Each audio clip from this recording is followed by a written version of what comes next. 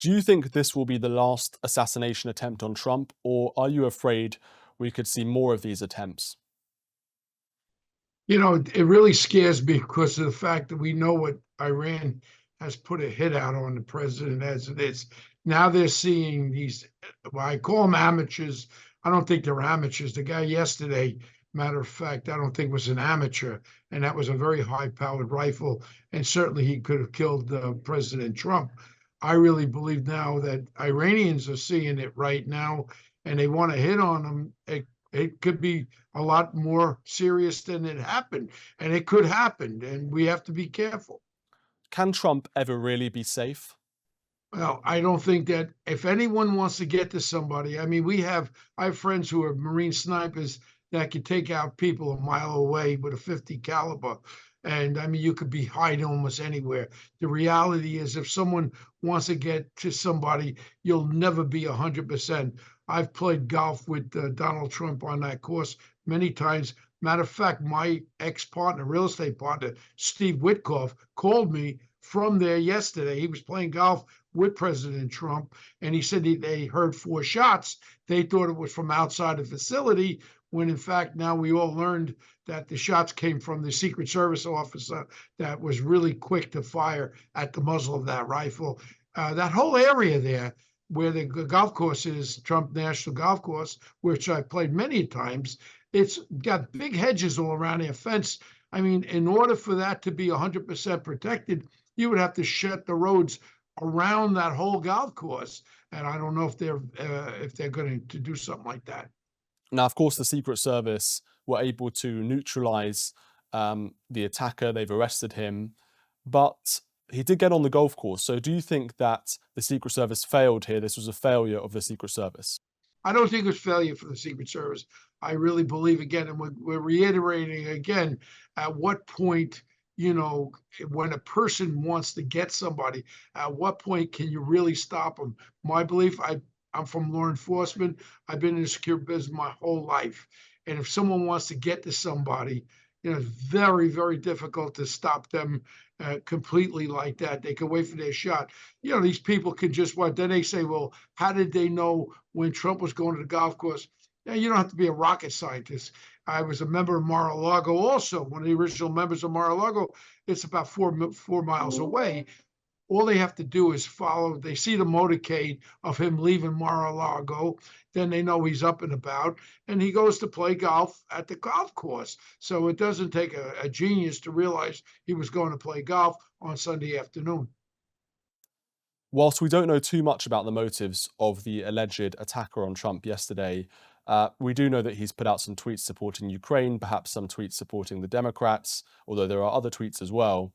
Do you think that the Democrats' rhetoric around Trump being a threat to democracy and being akin to Hitler and things like that are actually fueling people's assassination attempts, are actually causing more assassination attempts on Donald Trump? I absolutely think so. I mean, when they're calling him Hitler and all this stuff, and he's going to destroy democracy, if anybody's destroying democracy, it's how they're utilizing the justice system on the Democratic side. Right now, what's happening is that it's just becoming more rhetoric there, and they're trying to frighten people. Oh, if Trump wins, he's going to do this, he's going to do that. It's all nonsense as far as I'm concerned, but it's certainly bringing the heat up as far as this attacks on the President Trump. And again, we're got to remember one thing is that Donald Trump could be the next president again, and he should have 100% the same protection as the president. As far as I'm concerned, he was the president, and he possibly could become the president again. And we know one thing: there's efforts across this world that wants to take out Trump. And I know Iran is a little suspicious if the fact if he becomes the president again, I think Iran's going to have a lot of problems with him. So who knows what's going to happen?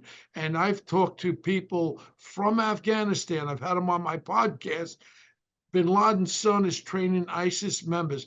And the whole problem here is our southern border has been open to ISIS people who are in our country right now. As we speak, there's no telling who's in our country, when it's going to happen right now. I wouldn't be surprised if they have 1,000 radicals that have come through our southern border. And any one of them could be involved in assassination attempts on Donald Trump. I do want to talk about migrant crime. Are migrants eating pets in Ohio? Hmm. All I'm telling you is right now is, I'm a former New York City police detective. Right now, instead of my president, Donald Trump, talking about people eating dogs and cats was kind of humorous, but the fact is, we should be talking about the 12-year-old girl, many of them raped and murdered, people across our country that are being victimized by these Venezuelan gangs and other gangs that have infiltrated our country. This is not a game. This is what the future of our country is. And if we don't stop it now, Kamala's America will have all these I'm talking about criminal migrants. I'm not talking about good people wanting the American dream. I'm talking about people who are bent on one thing, to cause chaos, and the criminal nature of these people. They are here. Probably over 15 million people illegal in this country. How do you stop it? You've got to stop it. Otherwise, our America, if President Kamala becomes the president, it's only going to get worse, and crime will be the major issue. You have to take care of the people of America, safety of the people of America, and we have to start by supporting the police and also stop this ridiculous bail reform where you're letting migrants with no kind of backgrounds be released after committing felony crimes. It's become crazy. I'm 73 years old. I lived through the 70s and 80s as a New York City cop and detective. I have never seen anything like this. It is beyond anything. The criminals are running this country right now with no kind of deterrent. They're not putting them in jail, and that's what it's all about. When you were in the NYPD, did you experience personally migrant crime? No, when I was in the NYPD, we did not have migrant crime. And I'll be very honest with you, and a lot of the migrants that were in America at that time, people who were there, well, just like my mother and father, these were people that come to this country and they wanted to do good for their families and they wanted to be good Americans. Now you have people that come in this country bent on one thing, and you can look at so far, you go look around New York City, you've got illegal motorcycles or motorbikes, no license plates, people robbing people on the streets, assaulting people. There's no deterrent. And when people tell me incarceration is not a deterrent, they don't know what the hell they're talking about. If you got a mad dog that's biting everybody, what do? You keep letting the dog bite people? It's ridiculous. If we don't turn this country around, we are finished. So we need to put these people in prison, but should we also be deporting these people en masse? Is that your, is that your policy, mass deportations? Well, I grabbed the mayor of New York City, who I know, Eric Adams, and the governor of New York State. And I said to him, look, you're the executive, the highest executive in this city and state. Why don't you make an executive order where any illegal immigrant that is arrested on a felony gets turned over to ICE? They don't turn them over to ICE. They don't do anything. And their remarks are, well, we can't do it. We have liberal state senates, assembly, and in New York City, we got a bunch of morons in the New York City Council, progressive liberals.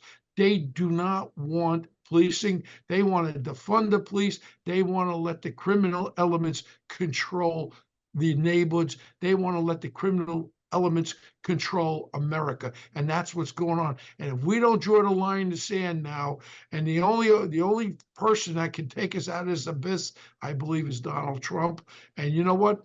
Maybe his personality isn't that sweet for you, but his policies will certainly save this country, and that's what we have to look at right now. And finally, if Kamala does win in November, what kind of a policy shift or change can we see from the administration of Joe Biden? Do you think that she will be worse on this issue of migrant crime and so on? I think she's going to continue because she's being steered by the progressive left wing, and that's why if she wins, she'll win because of them. And I know they're whispering in the ear. And my question right now is to all the people of America that are watching, and even the people in England right now. What do you think happened? Why is crime so high? Why is this so out of control? Very simple. When you have no borders in your country and you let everyone and anyone come in not knowing who they are, not identifying them, this is what's going to happen. Now, if you want America to be destroyed, vote for Kamala Harris, and then you're going to understand one thing. You're going to understand your family's safety and your safety is really going to be coming into play, and it's going to be more of a dangerous place than it is now. America right now, I'm 73.